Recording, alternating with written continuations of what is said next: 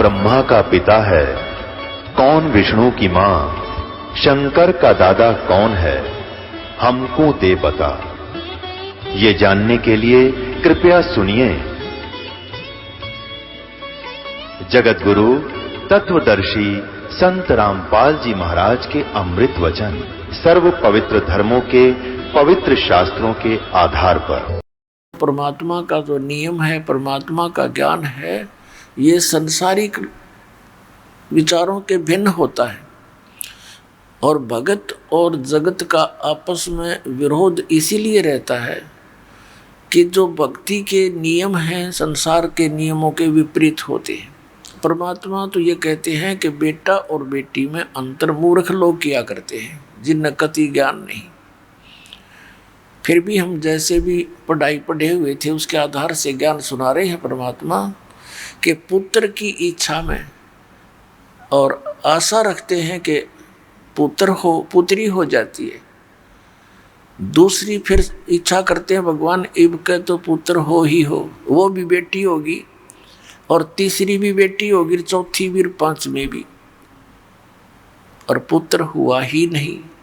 जैसे हम सुना करते थे कि भाई उसके 4 एकड़ जमीन थी, इब का उसने 16 एकड़ बना दी अपने जीवन में। खुद मेहनत करी तो हुआ, क्या दूसरे मेहनत नहीं कर रहे थे?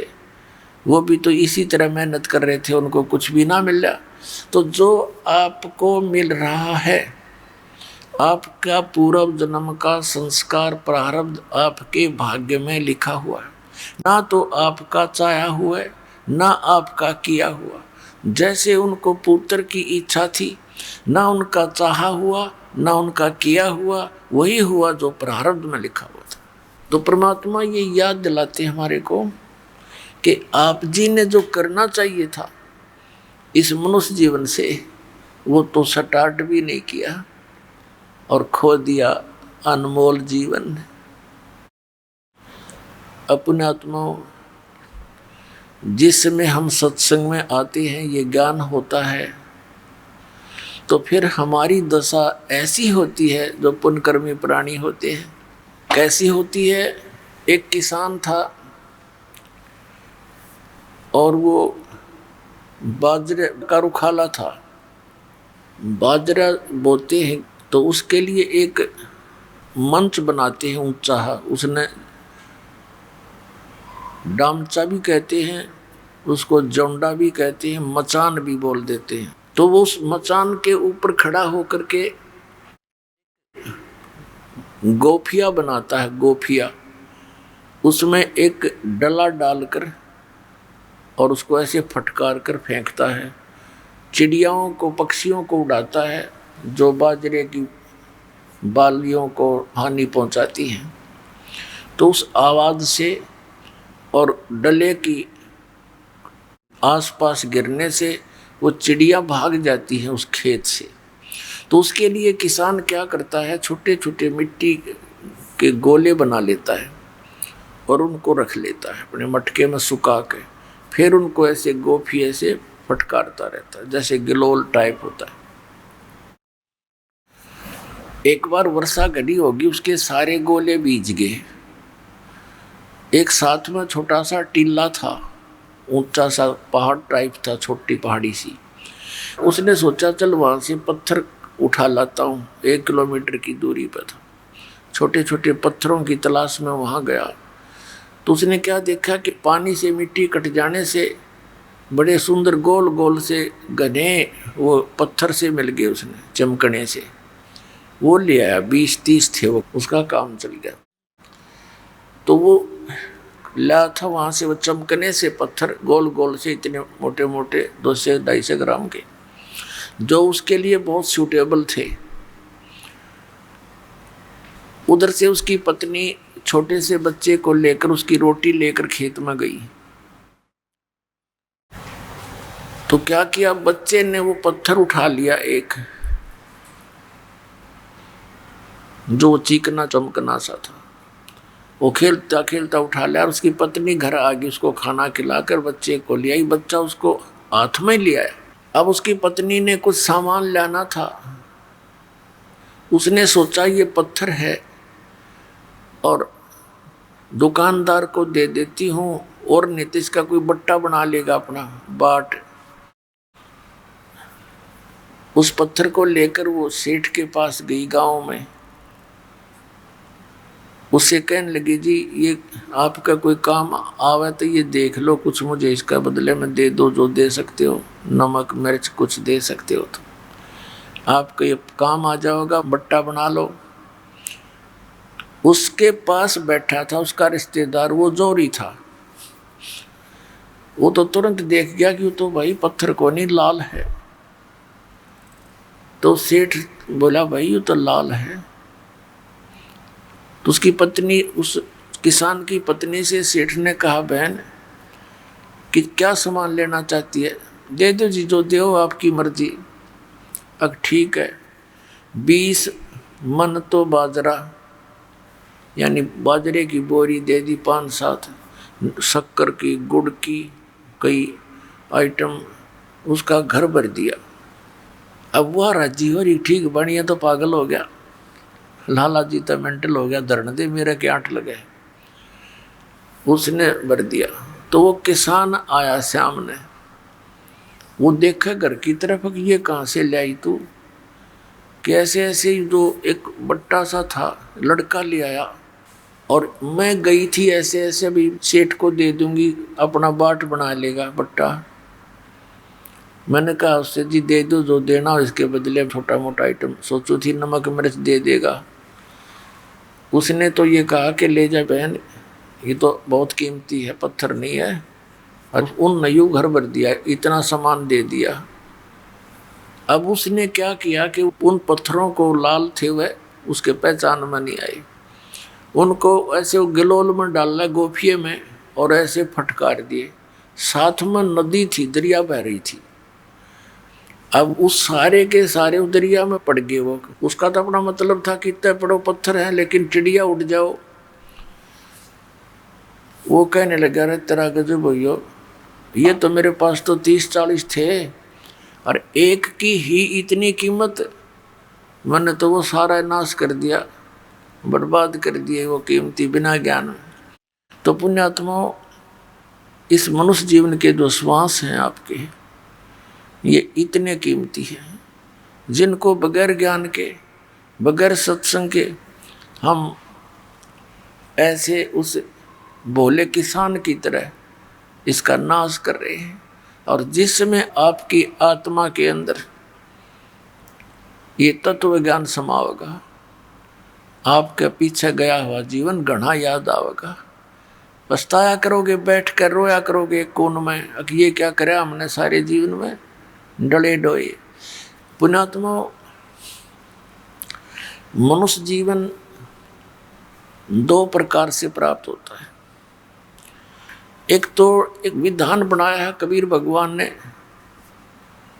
इस काल के लिए, क्योंकि विधान बनाकर भी काल ने इसको दिया, नहीं तो ये हमारी घनी दुरुक्ति कर देता। और कई भक्त मन में शंका लाते हैं, जैसे सृष्टि रचना के अंदर बताया गया है कि इस काल ने गलती कर दी थी ब्रह्म ने, जिसके लोक में हम रह रहे हैं, और इसने दुर्गा के साथ दुर्व्यवहार करना चाहा था और दुर्गा ने इसके पेट में शरण ली थी। तो परमात्मा ने इसके पेट से दुर्गा देवी को निकालकर इसको श्राप दे दिया था कि तू, श्राप समझो कि ऐसी गलती वहाँ करने वाले को एक रोग लग जाता है ऑटोमेटिकली, जैसे कोई अखाद्य वस्तु खा लेता है तो वो अपना अफेक्ट करती ही करती है, शरीर में फोड़े बन जाते हैं या कोई और हानि हो जाती है। ऐसे इसने वहाँ जो गलती की, उस गलती के कारण इसको एक रोग लग गया कि उस परमात्मा ने विधान बना रखा था कि ऐसी गलती करेगा उसको ऐसी सज़ा मिलेगी, 1 लाख मानव शरीरधारी प्राणियों का नित आहार करने का और 1.25 लाख की उत्पत्ति करने का। और परमात्मा ने इसको ये सज़ा दे दी। कई भक्त ये सोचते हैं कि परमात्मा ने सज़ा नहीं देनी चाहिए थी इसको, ये मनुष्य जीवन के आहार करने की। तो पुण्यात्मा वो जानी जान है परमात्मा के विधान में, परमात्मा की क्रिया में यदि हम कोई त्रुटि निकालते हैं तो हम अनजान ही हैं। परमात्मा जो करता है वो कभी गलत नहीं कर सकता। यदि इसको ये 1,00,000 मानव शरीरधारी खाने की ना सजा मिली होती तो ये हमें एक भी मनुष्य जीवन नहीं देता।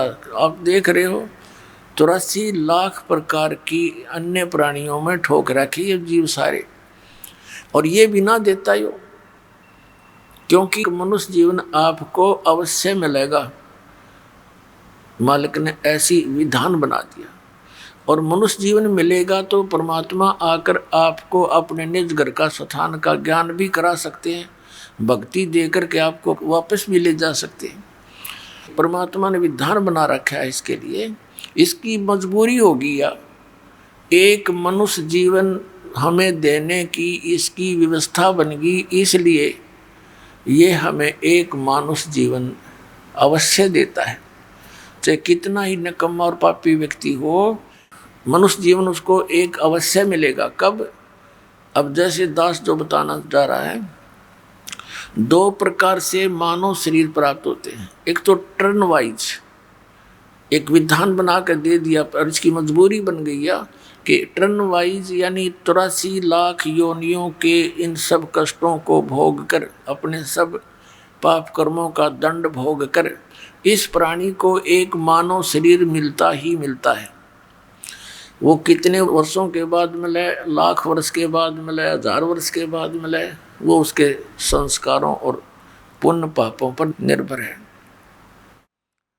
और दूसरी प्रकार से मनुष्य जीवन मिलता है पिछले पुण्य संस्कारों से, जैसे पीछे भी मनुष्य थे और आगे भी मनुष्य ही बन जाते हैं।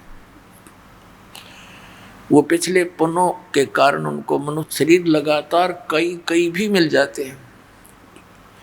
जैसे कथा आती है, धृतराष्ट्र जी अंधे थे, उसने भगवान श्री कृष्ण से कहा कि हे भगवान, मुझे अपने 100 वर्षों की तो पिछले जन्मों की याद है कि मैंने ऐसा कोई पाप नहीं किया जिससे मेरी आंखें फूटें, अंधा हूँ। तब श्री कृष्ण ने कहा कि अभी कौन से 100 जन्मों में ही काम पूरा हो गया, और पीछे देख, तुझे नहीं दिखता तो मैं दिखाता हूँ। अपनी शक्ति से उनको दिव्य दृष्टि दी, और 101वां जन्म उससे पहले का वो क्या कर रहा है कि बैठा बैठा, ये टिड्डी होती है, एक टिड्डी विवश हुई पड़ी थी और उसकी आंखें फोड़ रहा था बबूल के कांटों से, और ऐसे उसकी आंख में ठोक रहा था वो कांटा और निकाल रहा था और खुश हो रहा था, और फिर दोबारा ठोक रहा था, फिर खुश हो रहा था, फिर दूसरी में भी ऐसे, और फिर वो टक्कर मार मार कर उड़ रही थी। जब खुश हो रहा था, देख रहा था, कहने लगा, देखिए फोड़ रखे कर्म तने। तो पुण्यात्माओं, इस प्रकार हमारे बहुत कर्म बिगड़े हुए हैं। तो एक तो टर्न वाइज यानी अपने समय पर मनुष्य जीवन प्राप्त होता है, और एक ऐसा होता है कि पिछले जन्म में भी वो मनुष्य था और अब भी मानव है। तो जो ऐसा जिसका जन्म है, पीछे भी मनुष्य था और हो सकता उससे पीछे भी मनुष्य हो, 10-20 लगातार भी मनुष्य जीवन मिल सकते हैं पुण्यों से। लेकिन जब तक परम संत नहीं मिलेगा, वह पिछली बैटरी डाउन होएगी। वह 1 जन्म में भी हो सका है, 2 में भी, 3 में भी, 4 भी प्राप्त कर सकता है, और फिर इकट्ठा एक कैर तोड़ देगा। ये काल उसके ऊपर 84 लाख योनियों में डाल देता है, यदि मनुष्य जीवन के अंदर उसको कोई सत मार्गदर्शक संत नहीं मिलता है। तो पुण्यात्माओं, जिनको पिछले मनुष्य जीवन से ही आगे मनुष्य जीवन प्राप्त हुआ है, तो वो प्राणी परमात्मा की तरफ में बचपन से ही लग जाते हैं। वो भिन्न बात है कि वो कैसी साधना करते हैं। जैसे भी मजहब धर्म में वो जन्म लेता है, तो वो आत्मा भगवान की भक्ति बिन रह नहीं सकता। वो पिछले पुण्यकर्मी प्राणी है, तो वो तो अवश्य कहीं ना कहीं कोई भक्ति कर रहा है, वो रुक नहीं सकता। वो दूसरी बात है कि उसको कैसी साधना प्राप्त है, और वो लाभदायक है या हानिकारक, वो तो फिर संत बताया करें। फिर भी वो पुण्यकर्मी प्राणी जैसे इन संतों के पास गए हुए हैं, ये राधा स्वामी पंथ, ये जय गुरुदेव पंथ, सच्चा सौदा सिरसा पंथ, और जगमालवाड़ी जनोद वाला ये ताराचंद पंथ, और ये सारा जो है व्यास वाला, और ये सुधांशु जी, और ये सतपाल वाले, ये बाल योगेश्वर, या सारामर, देख कितने जीवों को अपने पीछे लगाए हुए। ये वो पुण्यकर्मी प्राणी हैं जो मनुष्य जीवन से ही मनुष्य जीवन प्राप्त है, और ये पुण्यात्मा परमात्मा के बिना रह नहीं सकते। चाहे इन्होंने रखना पड़े मंगलवार का व्रत और बांटनी पड़े बूंदी, ये नहीं कुछ कर लेंगे, इतनी संतुष्टि नहीं होती। तो बगैर ज्ञान के, बगैर बिना किसी संत के ये साधना भी व्यर्थ है। गीता जी अध्याय नंबर 16 के श्लोक नंबर 23 और 24 में कहा कि अर्जुन, शास्त्र विधि को त्याग कर जो मनमाना आचरण करते हैं, मनमानी पूजाएं करते हैं, उनको न तो सुख होता है, न उनको कोई सिद्धि होती है, और न ही उनकी कोई मोक्ष प्राप्त होता है, गति होती है। तो यूजलेस इसलिए कहा कि अर्जुन, इससे तेरे लिए कर्तव्य और अकर्तव्य की अवस्था में, यानी कौन से काम भक्ति के करने चाहिए, कौन से ना करने चाहिए, शास्त्र ही प्रमाण है। उन्हीं के आधार से तू क्रिया करना, किसी की दंत कथा से भक्ति मार्ग पर ना लगना। यानी जो संत सदग्रंथों के आधार से ज्ञान दे वही ज्ञान सही मानना। तो पुण्यात्माओं, जितने भी हमारे धर्मगुरु थे और हैं, सभी यही कहा करते, हम वेदों और गीता और पुराणों के आधार से आपको ज्ञान दे रहे हैं। तो सब संतुष्ट थे भी, इनसे आगे कोई ग्रंथ नहीं, इनसे आगे कोई पवित्र शास्त्र नहीं, इन्हीं से ये हमें बता रहे हैं, तो फाइनल है, बिल्कुल सच है। लेकिन वो झूठे थे, वो अज्ञानी थे, तत्वज्ञानहीन प्राणी थे, जिनने हमारे सदग्रंथों को भी नहीं जाना और हमें लोक वेद दंत कथा सुना के जीवन नाश कर दिया। अब पुण्यात्माओं, जो प्राणी टर्न वाइज आता है, मनुष्य जीवन प्राप्त कर रखा है उसने, वो भक्ति पर नहीं लगता।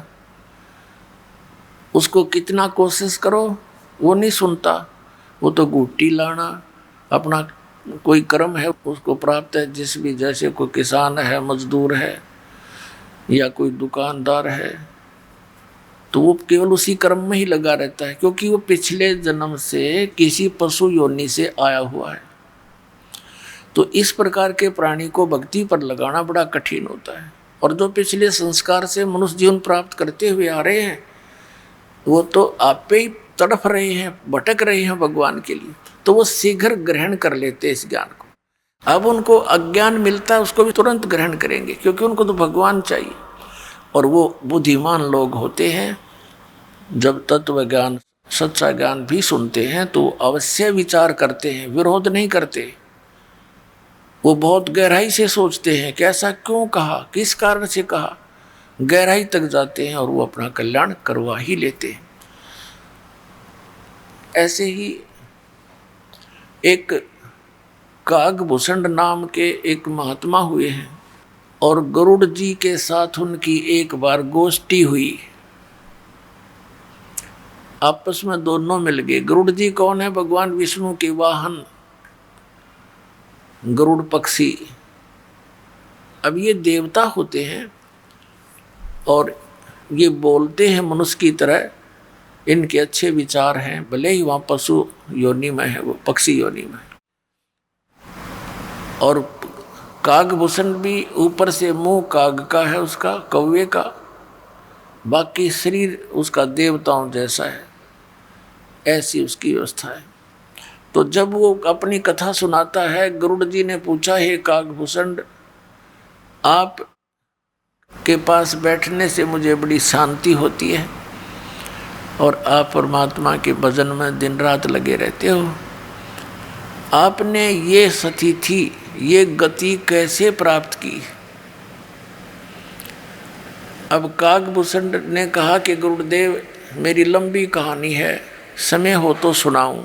गुरुड़ जी ने कहा कि आप सुनाइए, मैं सुनने का, जानने का इच्छुक हूँ। तो कागभूषण जी सुनाने लगे कि गुरुदेव, एक बार मनुष्य जीवन था मेरा, और उससे पहले भी मैंने असंख्यों मनुष्य जीवन नष्ट कर लिए थे, कभी भक्ति पर मन लगा नहीं। एक समय क्या हुआ कि हम 2 बहन 2 भाई थे, मेरे माता पिता थे, एक भरा पूरा परिवार था, और एक ऐसा दुर्भिक्ष पड़ा, यानी अकाल गिर गया, वर्षा हुई नहीं, अन्न का अभाव हुआ, पत्ते भी वृक्ष भी सूखने लगे। तो ऐसा भयंकर स्थिति आ गई कि मनुष्य को मनुष्य खाने लग गया। सब वृक्ष भी खा लिए, पत्ते भी खा लिए, कूट कूट के बाड़े भी खा चुके, मनुष्य को मनुष्य खाने लग गया। उस स्थिति में मेरे माता पिता और भाई बहन यानी मेरा परिवार सब मेरी आंखों के सामने मर गए। मैं 20 वर्ष की उम्र का था, भाई छोटे बहन छोटी थी, वो भूख ज़्यादा समय तक सहन नहीं कर सके। माता पिता वृद्ध थे, वो भी मृत्यु को प्राप्त। अब मैंने भी वहाँ से निकल कर अपनी जान बचानी चाहिए, तो मैं अवंतिका नगरी में चला गया। वहाँ पर अकाल नहीं था, वहाँ पर मेरी जान बची, भोजन खाया, लेकिन मेरे माता पिता मेरे भाई बहन मेरी आंखों के सामने तड़प तड़प कर रो रो कर मरे थे भूखे। उस स्थिति से मैं बहुत दुखी था और ये सोचा करता था, हे परमात्मा ये क्या जीवन हुआ। कल तक तो देखो हम कितने ठाठ से भाई बहन माता पिता के साथ प्यार से रह रहे थे, आज मेरा सारा नाश हो गया, ये क्या हुआ। क्योंकि इंसान जब घना दुखी होले है तब उसने परमात्मा का आश्रय दिखाई देता है। एक मंदिर में एक शिव का भक्त ब्राह्मण कथा कर रहा था, तो मैं वहाँ जाकर बैठ गया कि यहाँ कोई रोटी टोक मिलेगा। ब्राह्मण कथा कर रहा था, सभी उठकर चले गए, मैं बैठा रह गया। ब्राह्मण ने पूछा कि आप कैसे बैठे हो बेटा। मेरी आंखों से आंसू गिरने लगे। ब्राह्मण बड़ा दयालु था, उसने कहा क्यों रो रहा है बेटा, बता अपना दुख बता। मैंने सारी कहानी बताई ब्राह्मण को। उसने कहा बेटा तू मेरे पुत्रवत है, मेरे पास रहे, इस मंदिर में सेवा कर, रोटी खा, चिंता ना कर बेटा। यहाँ तो पता नहीं क्या क्या आपदाएं मनुष्यों पर आती हैं, और तुम्हारा संस्कार था उनका इतना ही समय था, तो काफ़ी संतुष्ट मुझे किया, मैं वहाँ रहने लग गया। अब वो विपर प्रतिदिन कथा करे भगवान की और मुझे कहे बेटा दीक्षा ले ले, भक्ति कर ले, और मेरे मन में कति इच्छा नहीं हो नाम लेने की, मैं टाल मटोल कर दूँ जी फिर देखूंगा। अब काकभूषण जी बता रहे हैं गुरु जी को कि ऐसे 6 महीने बीत गए और रोज कथा सुनूं, बैठा रहूं, कति हृदय में बातें नहीं आवे, अगर नाम ले लूं, दीक्षा ले लूं। 6 महीने तक जब ये कथा सुनता रहा और विपर मेरे को प्रतिदिन दूसरे तीसरे दिन कह देता बेटा देखो मनुष्य जीवन परमात्मा की भक्ति के लिए मिला है, इसके बिना तो पशु जैसा जीवन है, और देखो यहाँ क्या क्या घटनाएं घट जाती हैं, ये झूठा संसार है। जबकि मेरे इतनी चोट लग चुकी थी, मैं इतना पापी था, ये कह रहा था काकभूषण कि मैं इतना निकम्मा आदमी था, मैंने असंख्यों जन्म मनुष्य जीवन बर्बाद कर चुका था मैं। और 6 महीने तक लगातार सत्संग सुनकर तब मेरी आत्मा में जगह बनी थोड़ी सी, दीक्षा ले लूं। 6 महीने के बाद मैंने दीक्षा ले ली। फिर क्योंकि ये पिछले जो पाप हैं ये कहीं ना कहीं दबाव दे ही जाते हैं। जो गुरुजी कथा किया करते थे, सत्संग सुनाया करते थे, वो मुझे भी याद हो गया। अब गुरुजी अपना घर चले जाते थे, मंदिर में सत्संग आदि करके, फिर बाद में भी भक्त आते रहते थे, तो मैं कथा सुनाने लग गया उनको, और मेरी आवाज़ भी बढ़िया गुरुजी से, क्योंकि मैं युवा था, वो वृद्ध हो रहे थे 50, 60, 70 साल के, और वही कथा वो सुना और मैं अच्छा लतीफेदार ढंग से गा गू कर खूब बढ़िया सुनाने लगा। तो जो आने वाले श्रद्धालु थे उनकी आस्था मेरे में घनी होगी और मेरी प्रशंसा करें, अको हो आपकी तो बड़ी गजब की आवाज़ है, आप तो कोयल सी बोलती है, वाह वाह वाह, हृदय में लगती है। अब श्रद्धालु तो श्रद्धालु ही होते हैं, राम की कथा कोई सुना दे अच्छी लगती है, और कोई गा गू का ढोलक ढालक बांध कर सुना दे और ज़्यादा, क्योंकि कान का विषय प्रबल है। पुण्यात्मा इस प्रकार ये जीव मार खाता है। अपनात्मा जैसे कई भक्त अनजान पड़े में कहते हैं, जैसे दास पहले देखा करता था, ये कबीर पंथी विशेष कर क्या करते हैं, एक तारा लेकर के गाते हैं परमात्मा की वाणी शब्दों को, और बड़े सुरीले सुर में गाते हैं, बड़ी लय से गाते हैं। कोई तो फिल्मी गानों पर भी तबले तबले बांध कर परमात्मा की वाणी सुनाते हैं। और फिर क्या कहते हैं, भाई इसकी आवाज़ बहुत बढ़िया है, भाई तू सुना। वो दूसरे को बैठा देते, उनको खड़ा कर देते। दूसरा कहता है इसकी और सुन, दो बोल देख यू क्या सुनाएगा। वो तीसरे ने खड़ा कर दिया, वाह भाई वाह, इसकी और गजब की आवाज़, तू सुना भाई। अब यहाँ परमात्मा कहते हैं ये तो शराबी होते हैं ना, शराबी, वो करा करें ऐसी बातें, इसकी आवाज़ बढ़िया है, इसकी आवाज़ घटिया है, अरे कोई बात है। अब जैसे किसी का चोरी होगी और एक व्यक्ति ने आकर कहा कि भाई आपके घर में चोरी हो गई है, यदि उसने कोई भांग या शराब नहीं पी रखी होगी तो इतनी बात पर्याप्त है। और जय उसने कर रखा हो नशा, और उसको कोई कहे कि आपके घर पर चोरी होगी,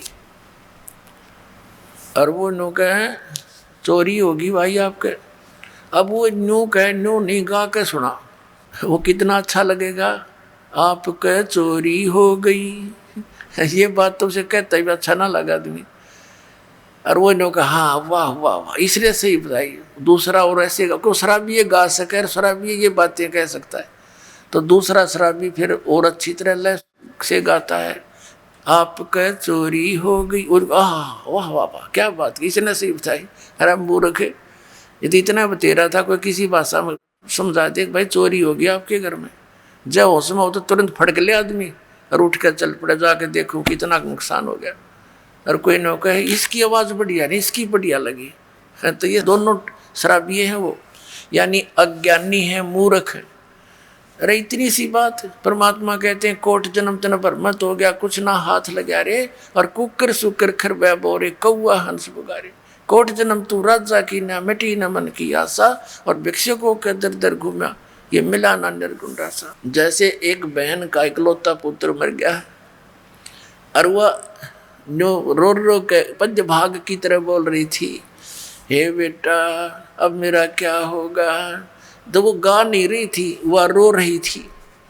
तो संतों ने जो ये शब्द बनाए हैं, ये हमारे लिए इसलिए बनाए हैं कि जब आदमी रोते हुए गाता है उसका असर न्यारा होता है। और उसको सिंपल वे में भी बोला जा सकता है कि यूं सौदा फिरना ही संतो, ये सौदा फिरना ही, ये लोहे जैसा ताव जाते काया देश राही। तीन लोक और भवन चतुर्दश सब जग सौदे आही, और दुगने तिगने किए चौगने किन्हों मूल गवाई। फिर क्या बताते हैं कि यो दम टूटे पिंडा फूटे, लेखा दरगाह माही, उस दरगाह में मार पड़ेगी त्रिजम पकड़ेंगे बाही। फिर क्या बताते हैं कि बांध पिंजड़ी आगे धर लिया, मरघट को ले जाही, अग्नि लगा दिया जद लंबा फूक दिया उस ठाई। फिर क्या बताते हैं कि फिर पीछे तू पशुआ की जय गद्दा बैल बनाई, ये 56 भोग कहाँ मन बोरे, कि कुर्डी चढ़ने जाई। तो पुण्यात्मा गा के सुनाने की बात से, ये तो गाना रोने के हिसाब से है। जैसे बच्चों को पहली कक्षा में सुनाते हैं आ का आम, ई की इमली, तो ये तो प्रथम कक्षा के बच्चों को ऐसी आवाज़ सुनाई जाती है। इसमें आवाज़ से लिंक नहीं होता, उस अक्षर से संबंध होता है। आ से आम, आम कैसा होता है, वो आ अक्षर कैसा है। तो ये व्यवस्था जो गाने में स्वर ने देख करके जो करते हैं, तो वो मूर्ख और भोली आत्मा होती है जिन्हें पता नहीं अध्यात्म मार्ग का। तो क्या बताया कि नर से तू पशुआ की जय, और गद्दा बैल बनाई, ये 56 भोग कहा मन बोरे, कि तो कुर्डी चढ़ने जाई। बताइए गान की चीज है, ये तो रोण की बातें हैं कि मनुष्य जीवन छूट गया, भक्ति करी नहीं तो गद्दा बैल बनाई। ओए होए, आपकी सुरत, आपकी दृष्टि, सोच, चिंतन उस गधे की जीवनी पर जानी चाहिए। भगवान की वाणी ये दास जब बोलता है, नर से तू गधा बनावे, गद्दा बैल बनाई, ये 56 भोग कहा मन बोरे, कि तो कुर्डी चढ़ने जाए। आज आप देख कितना सुंदर पवित्र आहार करते हो, हैं? रोटी, हलवा, खीर, पूरी, प्यास लगे जो जल पी लें, भूख लगे रोटी खावें, जब भी इच्छा हो जाती है तो कहते हैं परमात्मा ने ये सुविधा आपको इसलिए दी है कि आप भक्ति करो परमात्मा की, और उसको ना करके फिर क्या होगा, पीछे तू गद्दा बैल बनाई और ये 56 भोग कहा मन बोरे, तो कुर्डी चढ़ने जाए। तो ये स्थिति हो जाएगी। तो पुण्यात्मा, अब काग बुसड के साथ ये ऐसी ही घटना घटी। 4 बातें सीख के गाना सीख लिया और उसके प्रशंसक हो गए कई, जैसे श्रोता आते थे। उसके अंदर अभिमान भर गया। गुरुड़ जी को बता रहा कागभूषण कि एक दिन मैं बैठा था, आसपास मेरे वो भगत प्रशंसक विराजमान थे। गुरुजी आए मंदिर के अंदर भगवान शिव की पूजा करने के लिए, तो मैंने बैठे बैठे प्रणाम कर लिया, उठा नहीं, मैं उठ के उनका सत्कार नहीं किया गुरुजी का, जो एक नियम होता है। और मैंने सोचा मेरी बेइज्जती हो जाएगी, मेरे चेले बैठे हैं आसपास ही, तो खड़ा होऊंगा, तो मैंने अपने आप मैंने सोच लिया, अभिमान हो गया। तो गुरुजी ने तो इस तरफ ध्यान नहीं दिया, क्योंकि उनकी तो धुन थी अपनी पूजा करूं जाके। वो तो मंदिर में भगवान शिव के जो मूर्ति थी वहाँ बैठ के भक्ति करने गया। अपनात्मा जो दास कथा सुनाना जा रहा है, ये ना समझना कि ये मंदिर की पूजा से उस पुजारी को, पंडित को कोई उपलब्धि थी। वो पूजा तो आप कहीं कर लो, घर पर बैठ के कर लो, सच्चे दिल से जिस भी इष्ट की आप पूजा करोगे, साधना करोगे, जितनी उस इष्ट की सामर्थ्य है उतनी मदद आपकी अवश्य करेगा। कबीर साहब कहते हैं, जो जाकी सरना बसे ताको ताकी लाज, और जल सुई मछली चढ़ जाएंगे बह जाते गजराज। अब जैसे जल ऊपर से गिर रहा है ऐसे झरना टाइप, तो उसके सामने तगड़े से तगड़ा हाथी भी, शक्तिशाली हाथी भी खड़ा हो तो उसको भी वो जल बहा ले जाता है, पटक देता ठाके। और मछली को अलाउड कर रखा है उसने, तो कितने घूम, क्योंकि वो उससे एक विशेष लगाव रखती है जल से। उसने उसके अपनी सारे नियम तोड़ दिए उसके लिए। वो उल्टी दिशा में भी ऊपर चढ़ जाती है और ऊपर चली जाती है, फाल से भी ऊपर पहुंच जाती है। तो कहने का भाव ये है कि जैसे आपकी मित्रता एक दरोगा जी से होगी और उसके ऑफिस में आप जाकर सीधे बैठ जाओगे, चाय पिलाओगा, खाना खिलाओगा, बर्फी खिलाओगा, और उसके सत्र का जो काम होगा पहले करेगा आपका सबसे पहले। और वहाँ वैसे दरोगा के थाने में जाना आम आदमी की हिम्मत नहीं, और वो उसके लिए एक आम बात होगी। ऐसे ही कोई डीसी से मित्रता किया हुआ तो उस सत्र की, अपने सत्र की जो भी सहयोग सहायता है अपने मित्र को वो डिप्टी कमिश्नर भी देता है। और इसी प्रकार किसी की मंत्री से जान पहचान है तो मंत्री अपने सत्र का लाभ देगा ही देगा। और जिसकी मुख्यमंत्री से है, इसी तरह जानो आगे प्रधानमंत्री से जिसकी मित्रता होगी तो उसके आगे पे सारी ये फेल होगी। अब कहते हैं, जो जाकी सरना बसे ताको ताकी लाज, और जल सु ही मछली चढ़ जाए ये बह जाते गजराज। तो भगवान शिव की साधना करता था, सच्चे दिल से करता था, तो भगवान शिव भी कोई छोटी बात नहीं, एक विभागीय मंत्री है इस 3 लोक में, काल के एक ब्रह्मांड में। अब जब वो ये पुण्यात्मा ये कंसेप्ट साथ साथ इसलिए क्लियर करने पड़ते हैं कि आप लोगों के मन में वो पुराना बहुत ज्ञान अड़ा पड़ा है, कति यहाँ तक ठोक रखे हम।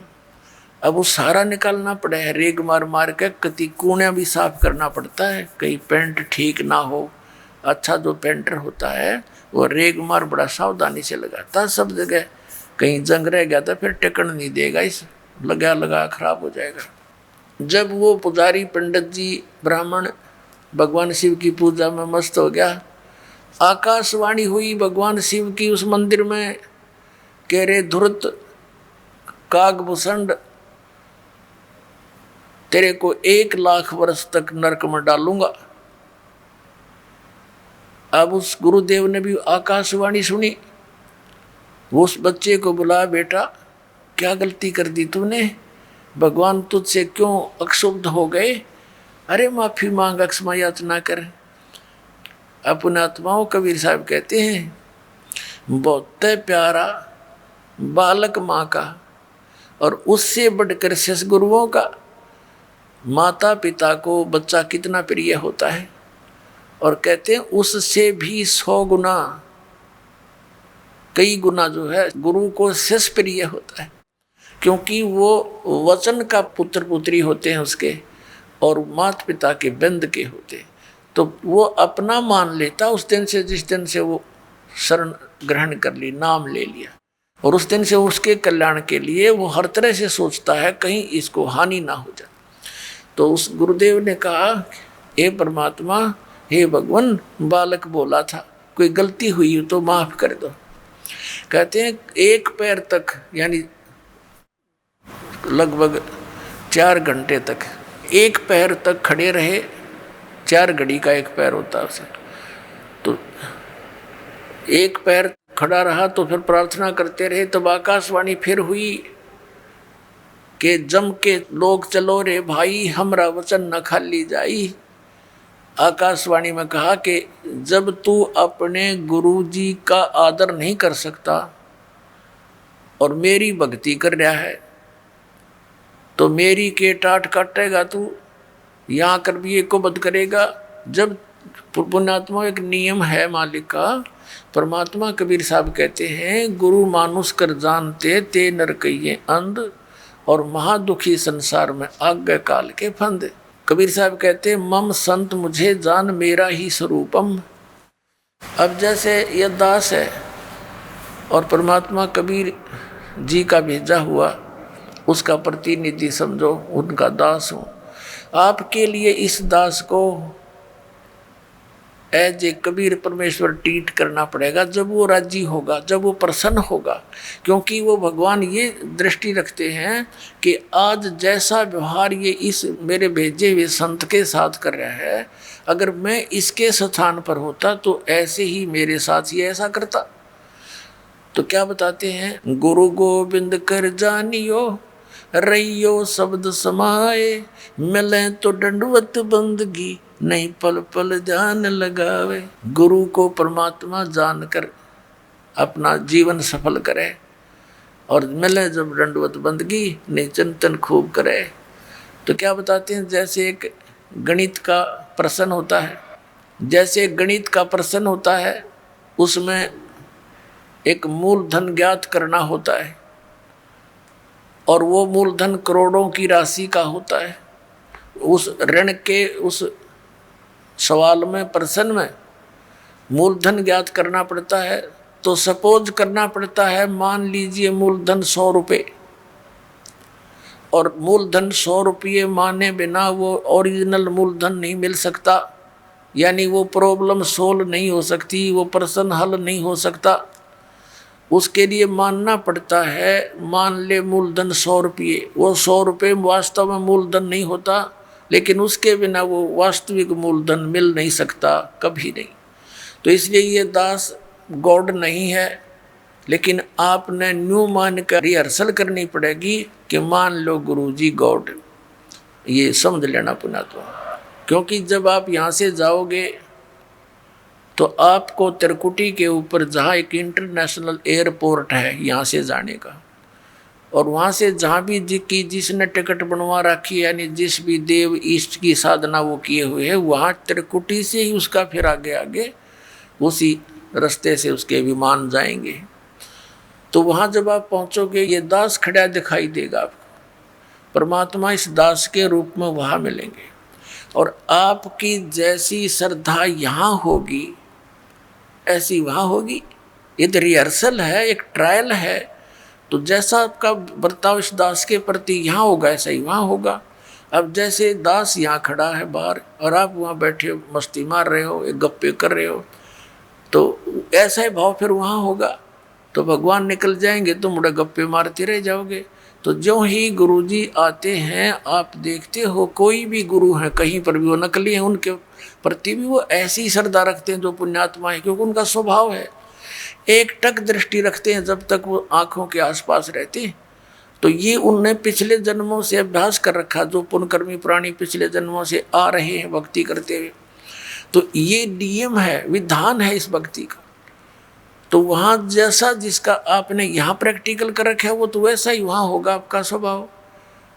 तो इसलिए गुरु जी को एज ए गॉड ट्रीट करके उसके साथ फिर ऐसा व्यवहार करें।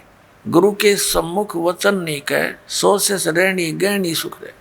तो इस प्रकार जो नियम है, गुरु सम्मुख ले झूठ सजोई, निश्चय नरक पड़े से सुर। तो इस तरह की जो परमात्मा ने फाउल पॉइंट बता रखे हैं, उन फाउल पॉइंटों से डर रहे। अब कागभूषण को आकाशवाणी में भगवान शिव ने बताया, करे निकम्मे व्यक्ति, जब तू अपने गुरु का सत्कार नहीं कर सकता तो मेरा क्या लगा तू, और तुझे नरक में ठोकूंगा। इस संति से दयालु होते उस ब्राह्मण ने, उस पुण्यात्मा ने बार बार प्रार्थना की, हे परमात्मा आप तो दयालु हो, आप तो बख्शनहार हो, बालक है, छोटा बच्चा है, गलती होगी, इससे माफ करो। अरे क्या कर दिया तू नालायक, बता क्या कर दिया। तब आकाशवाणी में कहा कि ये अपने गुरु का आदर नहीं किया, खड़ा होकर के इसके अंदर अभिमान समा गया था, इसका ये दंड इसको भोगना ही पड़ेगा। फिर बार बार प्रार्थना करने से शिव जी ने कहा कि तेरे गुरु जी की प्रार्थना स्वीकार होती है, लेकिन नरक में तो तुझे जाना ही पड़ेगा, मैं इसको चेंज नहीं कर सकता। लेकिन उस नरक में तुझे यम के दूत दुखी नहीं करेंगे, ये मैं आदेश दे दूँ। अब उसको इतना सहारा मिल गया, उसकी मृत्यु होगी कुछ वर्षों के बाद, नरक में तो जाना ही पड़ा। लेकिन यहाँ के इतनी सुविधा ये दे सकते हैं, जैसे एक मंत्री की कोई जान पहचान हो जाए, होम मिनिस्टर से कोई उसका मित्र हो, रिश्तेदार, और उसकी कैद हो जाती है। अब उसने रहना तो पड़ेगा जेल में, लेकिन रहेगा उड़ा बिल्कुल बटेऊ की तरह, कोई कुछ नहीं दुख दे सकता। तो उस कागभूषण को इतना सहारा तो मिल गया, लेकिन रहना पड़ा उस नरक में। अब जैसे वहाँ नरक में चाहे कुछ भी ना, कोई यम के दूत दूसरे ने पीटे जब कलजा पाटे, और नरक में हाहाकार माचरी, कोई काटे जा रहे हैं, कोई नरक में ठोक रखे हैं, गंद पड़ा, सड़ांध उठ रही है, रहना वहीं पड़ा। अब दास ये कहना चाहता है इस कथा के द्वारा कि जो पुण्यकर्मी प्राणी हैं, पिछले जन्म मनुष्य जीवन के पाते हुए आ रहे, वो तो भगवान की कथा सुनते ही तुरंत कहीं ना कहीं चिपक जाते हैं। तो उनका स्वभाव है जैसे दीपक के ऊपर पतंग न चाहते हुए जाकर गिर जाता है, भले ही वो जल जाए, लेकिन उसका स्वभाव है उसको शीतल और उत्तम वस्तु जानकर जाता है। तो जितने भी ये पुण्यकर्मी प्राणी थे, इन नकली संतों काल के दूतों को एक परम संत धनी जानकर उस दीपक की तरह जा चिपके, और 100 साल से बैठे वहाँ पर। कोई मन में न्योय नहीं आया कि ये नकली आदमी है, इसने कख नहीं पता, ना सतनाम का, ना सतलोक का, ना सचखंड का, और आप भूत बन कर बैठ गए और उन पुस्तकों को पढ़ते रहे श्रद्धा से कि ना जो गुरु जी ने लिख दी वो बिल्कुल सही है। देखो भगत की श्रद्धा ऐसी ही होती है, और होनी भी चाहिए, ब्लाइंड फेथ होना चाहिए। लेकिन इन नकलियों ने उनका दुरुपयोग कर लिया, उनके उस श्रद्धा को उन्होंने दुरुपयोग किया और उनका नाश कर दिया। तो इस कारण से ये दास जो बताना चाह रहा है इस कथा के माध्यम से कि पिछले जन्म के जो पुण्यकर्मी प्राणी मनुष्य जीवन से आए हुए हैं, वो तो तुरंत कहीं ना कहीं कोई ना कोई साधन अपनाए हुए हैं और चुप करके अपने लगे हुए। उन्हें संतुष्टि है कि भगवान की साधना कर रहा हूँ और करनी चाहिए, लेकिन शास्त्र विधि को त्याग का मनमाना आचरण करना भी यूजलेस है। अब क्या बताना चाहता दास के जो भक्ति पर नहीं लगते, कितनी बार कहने से भी नहीं लगते, वो प्राणी हैं जो पिछले जन्मों से मनुष्य जीवन से ना आकर के किसी पशु पक्षी या जड़ योनि वृक्ष आदि की योनि से आए हुए। तो ये कागभूषण बता रहा अपनी सच्चाई कि पिछले जन्म के ना जाने कितने मनुष्य जीवन तो मैंने बर्बाद कर दिए, वो तो कहीं हाथ नहीं लगे। और एक जन्म से मैं स्टार्ट हुआ, मेरे साथ ऐसी भयंकर घटना भी घटनी, फिर भी आत्मा नर्म नहीं हुई इस नीच की। और 6 महीने तक गुरु जी के वचन सुनता रहा, फिर भी मन में नाम लेने की प्रेरणा बनी ही नहीं। और फिर भक्ति पर लगा तो यह कुबद कर दी। या तो वो लगे नहीं, लगेंगे तो मर्यादा नहीं रख सकते, उनमें कोई न कोई बुरा संस्कार कहीं ना कहीं प्रबल हो ही जाता है। अब फिर भी स्टार्ट होगी किसी ना किसी जन्म से। तो अब दास का कहने का भाव ये है कि जैसे आपका कोई भाई बहन मित्र है, वो नाम ना लेना चाहे तो सत्संग के दौरान हमने अलाउड कर रखा है, अनउपदेशी भी आश्रम में प्रवेश कर सकता है और 4 दिन 3 दिन का सत्संग वो सुन सकता है। उसको अवश्य लावे, 1 दिन 2 दिन 10 20 सत्संग सुन के कभी तो परमात्मा की वरदा होगी उस पर, क्योंकि ये अमृत वाणी है, ये सवसिद्ध वाणी है सुख संवेद की, कबीर परमेश्वर की। जैसे एक किसी को सर्प डस जाता है और वो अचेत पड़ा होता है, एक गारडू एक मंत्र सिद्ध करता है सर्प का विष उतारने वाला, उस मंत्र को बोलता है, एक वाणी होता है, श्लोक सा होता है, उसके बोलने से बार बार बोलने से उस अचेत पड़े व्यक्ति का विष उतर कर वो सचेत हो जाता है। जबकि ना वो सुन रहा है ना उसकी कोई भाषा समझ रहा है, ये बोल क्या रहा है। तो इस परमात्मा की ये वाणी इतनी सवसिद्ध है कबीर जी की, परमेश्वर जी की। परमात्मा प्राप्त जितने भी संत हुए हैं, जैसे आदरणीय गरीबदास साहिब जी, आदरणीय धर्मदास साहिब जी, आदरणीय नानक साहिब जी, आदरणीय मलुकदास साहिब जी, आदरणीय दादू साहिब जी, आदरणीय गरीबदास साहिब गांव छुड़ानी जिला ददरवाड़ी, आदरणीय गीसा दास साहिब जी गांव खेखड़ा जिला मेरठ उत्तर प्रदेश वाले। तो इनका तो दास को पता है कि इनको परमात्मा सीधे मिले और इनको वो ज्ञान अमृत दिया। तो इनकी वाणी में और स्वयं परमेश्वर की वाणी में ये एक सवसिद्ध वाणी है, जिससे हमें बहुत ज्ञान यज्ञ का पुण्य मिलता है और आत्मा के ऊपर दुष्कर्मों का जो विष चढ़ा हुआ है वो भी धीरे धीरे हटकर फिर प्रेरणा बन जाती है परमात्मा की भक्ति करने की। तो इसलिए सत्संग में लाना, वो भी आते रहेंगे, उनको ठीक है देर से असर होगा इस काकभूषण की तरह, लेकिन वो कलम चढ़ जाएगी किसी ना किसी युग में और फिर स्टार्ट भक्ति हुई, धीरे धीरे सफल भी होगा। काकभूषण बता रहा है फिर उसके बाद नरक भोगने के बाद मेरा मनुष्य जीवन हुआ और भक्ति की कुछ पिछले संस्कार से फिर प्रेरणा बनी। एक समय लोमस ऋषि जी कथा कर रहे थे और मैं बन गया वकील, मैं क्रिटिसाइज करने लग गया उसकी। मैंने कहा कि महाराज जी आप तो सरगुण भगवान की कथा सुना रहे हो, हम तो निर्गुण के अधिकारी हैं, हमें तो निर्गुण भगवान के बारे में बताओ। अब काकभूषण को लोमस ऋषि जी ने बहुत कुछ समझाने की चेष्टा की। भाई देखो, आम के बीज के अंदर, गुठली के अंदर निर्गुण रूप में आम है, आम का पेड़ है। अब उस गुठली को, बीज को बीजा जावे जमीन में, सिंचाई करे, फिर वो पौधा होगा, फिर पेड़ होगा, फिर उसका फल लगेंगे। वो निर्गुण काम का है कि ये सरगुण। अब काकभूषण ने बोला मेरे समझ में ना आई ये बात, क्योंकि मेरी तो बुद्धि भ्रष्ट थी और अपनी जान में वकील पाक रहा था मैं, थोड़ा बहुत ज्ञान कहीं से सुन के। क्योंकि जो मनुष्य जीवन से दोबारा मनुष्य जीवन प्राप्त है वो प्राणी अवश्य भक्ति के लिए भटकता है। जैसा उसने ज्ञान कहीं कहीं से सुना वो फिर वक्ता हो चुका था। तब लोमस ऋषि ने 2-3 प्रमाण और दिए। भाई कहते हैं शिव के जटा में थी गंगा भाई, और भागीरथ ने वह गुप्त वस्तु प्रगट दिखलाई, यानी यहाँ प्रगट कर ली। ये निर्गुण हमें नहीं दिखाई देती, वह एक जगह थी, हमारे तो काम आई नहीं, हमारे लिए तो निर्गुण है बिना गुण की। और जब गंगा यहाँ आई तो हमारे लिए तो गुण हो गया इसमें। तो ऐसे समझो वो क्या बताना चाह रहा था लोमस ऋषि के परमात्मा ऊपर तो निराकार है और नीचे यहाँ जो राम और श्री कृष्ण रूप में आते हैं तो ये सरगुण है, ऐसे बता रहा था। इनकी यहीं तक सोच है। तो उसने क्या कहा काकभूषण ने कि आप तो वैसे ही कह रहे हो, यानी कुछ ऐसी उठपटांग बात कह दी। तो लोमस ऋषि ने उसको श्राप दे दिया, अरे चंडाल, तू ना ज्ञान को सुनता है ना सुनने देता है, तेरा चंडाल का जन्म होगा।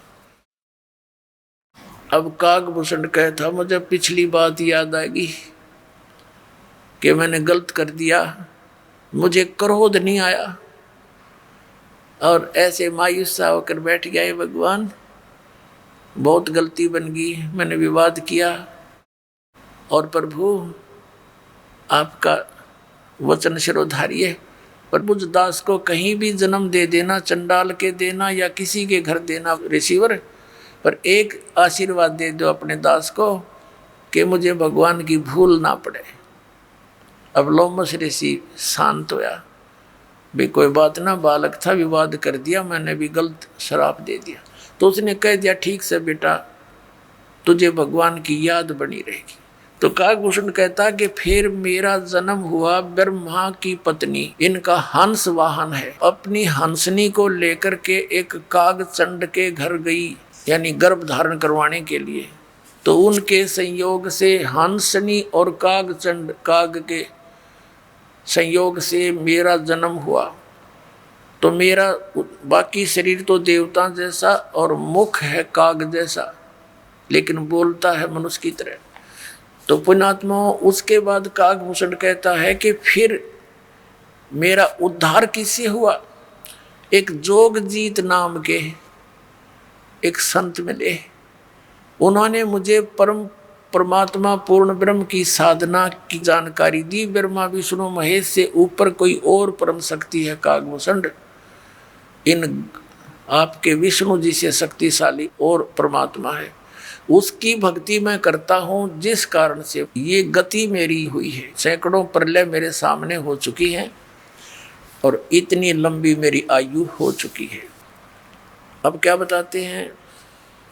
बुझे गरुड़ भूषण बियाना, मोह से कहो भेद विधि नाना, वचन सुशील दृष्टि अनुरागी, देवता की दे मुख द्वार मुख कागा। अब काकभूषण जी को गुरुड़ जी कह रहे हैं, मधुकुर बैन सुनंत हो शांति, कहो भूषण मुझिया की उत्पाती, श्रवण सुमृत वचन उमेदा, दाम रसायन सब तन बेदा, परम भेद कहो बहुभांति, मिटे हमारे मन की काती, कौन देश को नगर निधाना, कहो भूषण आदि परवाना, कौन पिता को जननी जाम्या, कौन कुली कौन वंश बखाना, अवरण वरण कला परवेशा, तुम्हारी महिमा कर है शेषा, जल स्वरूप कुछ तरंग न तेजम, इंद्री जीत चढ़े मन से जम, ब्रह्म निरूपण निर्गुण भेखा, कहो भूषण मोहि आज संदेशा, कहे भूषण तुम सुनो खगेशा, तो से भेद कहूँ परवेशा, शंख कल्प जुग गए बिहाई, पूर्व जन्म की कथा सुनाई, शंख कल्प जुग हो गए, जामन मरण जिहान, जन्म पूर्व ला तुझे कहूँ, सुनो खगे से सुजाने। गरुड़ जी को काकभूषण कह रहे हैं, कह भूषण सुनो खगेशा, अर्थों से भेद कहूँ परवेशा, शंख कल्प युग गए बिहाई, शंख कल्प तब न बर्बाद कर दिए और पूर्व जन्म की कथा सुनाई, शंख कल्प युग हो गए, जामन मरण जिहान, जन्म पूर्वला तुझे कहूँ, सुनो खगे सुजान। सुनो गुरुड़ मेरा आज संदेशा, भिन्न भिन्न भेद कहूँ खगेशा, शंख जन्म पूरब पैमाला, शंखों जन्म पूरब यानी पहले के पैमाल माने नाश कर दिए, शंखों जन्म पूरब पैमाला, और गए जो मिथ्या नहीं संभाला, वो तो मिथ्या गए में संभाल नहीं सका, यानी भक्ति ठीक बनी नहीं, मैं स्टार्ट नहीं करी भक्ति। अवधपुरी एक नगर निधाना, जहाँ अवतार धरे मोरे प्राणा, 20 वर्ष की उम्र पुनीता, और मात पिता भय काल समीपा। मेरी 20 वर्ष की उम्र थी, मेरे माता पिता और सब परिवार मेरा काल के ग्रास हो गया, नहीं मर गया। पड़ा काल दुर्भिक्ष ताही और पृथ्वी डोल गई रे बाई। ऐसा भयंकर दुर्भिक्ष गिरा था, अकाल गिरा था कि पृथ्वी भी कांप गई थी, ऐसा हाहाकार मचा था। पड़ा काल दुर्भिक्ष अपारा, मनुष्य मनुष्य का करे आहारा, अन्न का नहीं आहार प्राणी, पड़ा काल दुर्भिक्ष समानी। अवधपुरी हम तजी खगेसा, ताई आए हम मालू देसा, पुरी अवंती लीना बासा, जावा नहीं अन्न की त्रासा, अन्न तो वहाँ पेट भर खाया, कह भूषण सुनो खगराया। पंडित एक अवंती माही, कथा करण नित शिव द्वारे जाही, सट मास हम संगति की नी, बौर तास की दीक्षा लेनी। टहल करत शिव पंडित केरी, गुरु चेले का भाव गनेरी, स्वामी करण गए स्नाना, और पूजा अर्पण धूप दयाना। शिव पूजा पंडित अर्थावे, बेल पत्तर धर लिंग बनावे, शिव पूजा पंडित करे जहाँ हम लिया निवास, गुरु दीक्षा मन मैं करी मिटी खगेश प्यास। तन मन अर्पे फेर माला, जाके ऊपर ईश दयाला।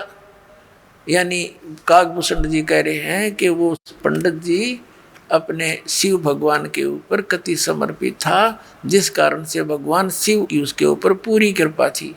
पूजा करण दिवालय आए, ता हम बैठे दर्शन पाए, जहाँ शिव को मोह दिया सरापा, लाख वर्ष तुम जमपुरी राखा।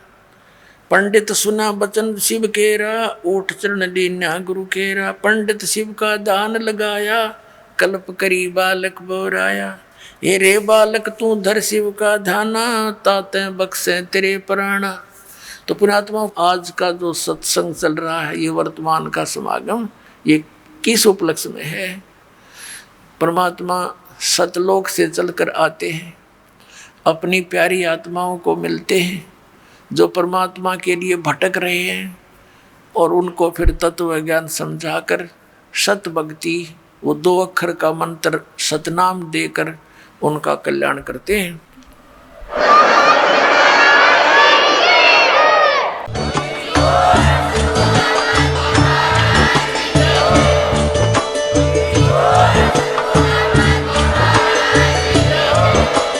आप सुन रहे थे जगत गुरु तत्वदर्शी संत रामपाल जी महाराज जी के मंगल प्रवचन। अधिक जानकारी के लिए विजिट कीजिए हमारी वेबसाइट www.jagatgururampalji.org। संत रामपाल जी महाराज जी के शुभ आशीर्वाद से पूरे विश्व भर में 500 से भी ज्यादा नाम दीक्षा केंद्र हैं, जिन पर संत रामपाल जी महाराज जी द्वारा ऑनलाइन निःशुल्क नाम दीक्षा दी जा रही है। अपने नजदीकी नाम दीक्षा केंद्र का पता करने के लिए संपर्क करें 8222880541।